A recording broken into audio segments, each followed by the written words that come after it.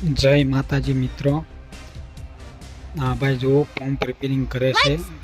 તેમાં તકલીફ એ છે કે આમાં ચાર્જિંગ નથી ચડતું, એટલે ચાર્જિંગ કરવાનું સોકેટ બદલે છે. અને હા મિત્રો, આ ચેનલને લાઈક કરજો, સબસ્ક્રાઈબ કરજો અને શેર કરજો, કોમેન્ટ કરવાનું ભૂલતા નહીં.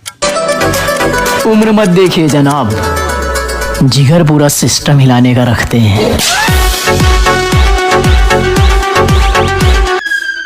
થોડીક ધીરજ રાખજો, લાગશે વાર પણ આવશે મજા યાર. હજી તો નંબર પડે છે, ફિલ્મ બાકી છે.